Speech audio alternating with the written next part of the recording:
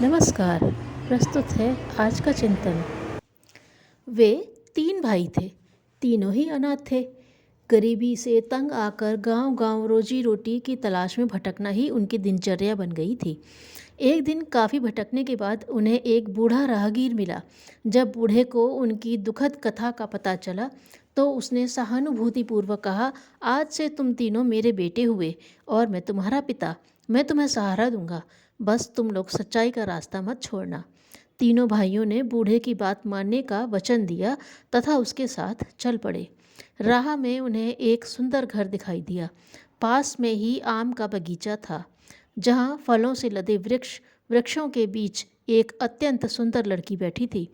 उसे देखते ही सबसे बड़ा भाई बोला, "काश ऐसी सुंदर मेरी पत्नी होती तो जीवन में खूब सुख मिलता।" इतना सुनते ही बूढ़ा बोला, "तो आओ, इससे तुम्हारा रिश्ते की देते हैं। खुशी से ज़िंदगी गुजारो, परंतु सच्चाई का रास्ता मत भूलना।" वे लोग लड़की के घर पहुँचे। बड़े भाई की शादी हो गई और वह घर का मालिक बन गया। बूढ़ा अब अपने मुंह बोले दोनों छोटे बेटों को साथ लेकर आगे बढ़ा। वे पहले की तरह जंगलों और मैदानों को पार करते हुए आगे बढ़ते रहे। चलते चलते रास्ते में एक खूबसूरत घर दिखाई दिया। घर के पास तालाब था, जिसके पीछे एक पनचक्की थी। घर के पास ही एक युवती अपने कार्य में व्यस्त थी। ऐसी कार्य निपुण युवती को देखते ही मझले भाई ने कहा, "काश ऐसी ही युवती मेरी पत्नी होती। दहेज में तालाब और पनचक्की मिलती, मैं भी चैन से जीवन गुजारता।" बूढ़े फकीर ने मंझले भाई की भी शादी उस लड़की से करा दी। विदा लेते समय बूढ़े ने कहा, "बेटे खुश रहो, पर सच्चाई का साथ कभी न छोड़ना।" वे आगे चल पड़े। तभी छोटे भाई तथा बूढ़े को रास्ते में एक झोंपड़ी दिखाई दी। झोंपड़ी में से कराहटों की मंद मंद आवाज़ें आ रही थीं। छोटे भाई से न रहा गया। उसने झोंपड़ी के अंदर देखा, एक वृद्ध व्यक्ति खाट पर पड़ा है।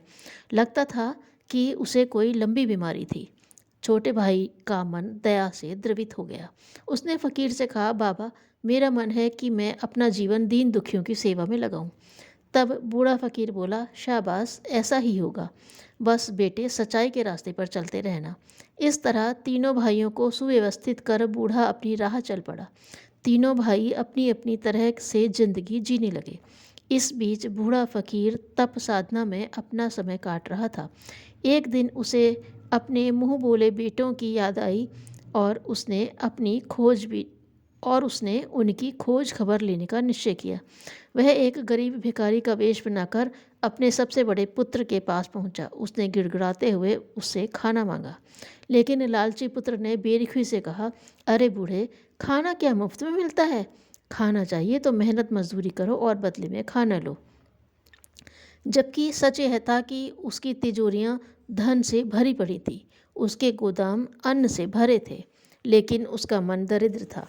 बूढ़ा फकीर अत्यंत दुखी हुआ और उसको क्रोध भी आया। वह खाली हाथ वहां से चल पड़ा। थोड़ी दूर जाकर उसने पलटकर बड़े बेटे की संपत्ति पर एक नज़र डाली और उसकी सारी दौलत मिट्टी के ढेर में बदल गई। अब बूढ़े फकीर ने मंझले बेटे के द्वार पर जाकर भोजन की याचना की। "बेटा, 2 मुट्ठी आटा दे दे। मैं बूढ़ा फकीर दाने दाने को तरस रहा हूँ।"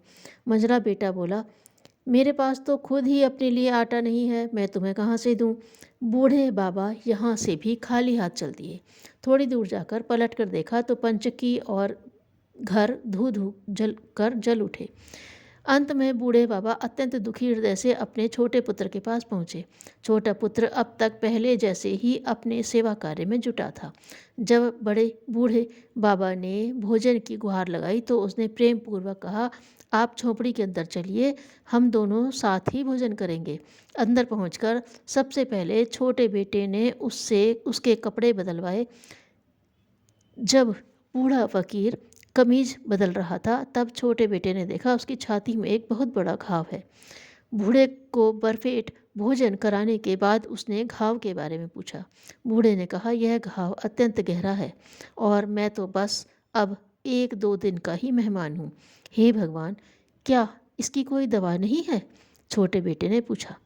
"बस एक दवा है, लेकिन उसे कोई देगा नहीं, हालांकि उसे हर कोई दे सकता है," बूढ़े ने कहा। छोटे बेटे के ने बताने के लिए छोटे बेटे ने बताने के लिए जब बहुत आग्रह किया, तब भिखारी के वेश में आए बूढ़े फकीर ने कहा, यदि कोई अपनी छाती के रक्त की कुछ बूंदें इस घाव पर छिड़क दे तो घाव अपने आप सूख जाएगा।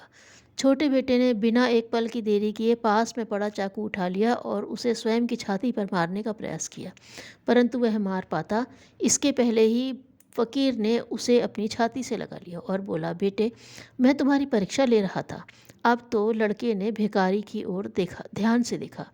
बूढ़े बाबा मुस्कुरा रहे थे।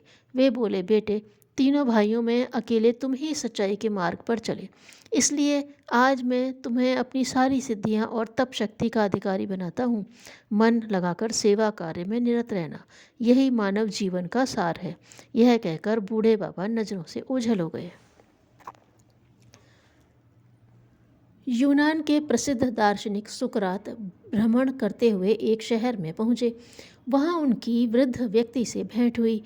दोनों काफ़ी घुल मिल गए। सुकरात ने उनके व्यक्तिगत जीवन में काफ़ी रुचि ली। उन्होंने काफ़ी खुलकर बात की। सुकरात ने संतोष व्यक्त करते हुए कहा, आपका विगत जीवन तो बड़े शानदार ढंग से बीता है, पर इस वृद्धावस्था में आपको कौन कौन से पापड़ बेलने पड़ रहे हैं, यह तो बताइए। वृद्ध किंचित मुस्कुराया और बोला, मैं अपने पारिवारिक उत्तरदायित्व अपने समर्थ पुत्रों को देकर निश्चिंत हूँ। वह जो कहते हैं कर देता हूँ, जो खिलाते हैं खा लेता हूँ और अपने पौत्र पौत्रियों के साथ हंसता खेलता रहता हूँ। बच्चे कुछ भूल करते हैं तभी मैं चुप रहता हूँ। मैं उनके किसी कार्य में बाधक नहीं बनता, पर जब कभी वे परामर्श लेने आते हैं, मैं अपने जीवन के सारे अनुभवों को उनके सामने रख की गई भूल उत्पन्न दुष्परिणामों की ओर से सचेत कर देता हूँ।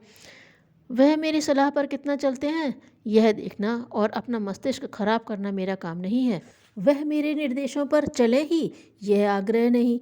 परामर्श देने के बाद भी यदि वे भूल करते हैं तो मैं चिंतित नहीं होता।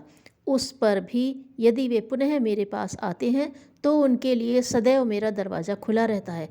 मैं पुनः नेक सलाह देकर उन्हें विदा करता हूँ। वृद्ध की बात सुनकर सुकरात बहुत प्रसन्न हुए। उन्होंने कहा, इस आयु में जीवन कैसे जिया जाए, यह आपने बखूबी समझ लिया है।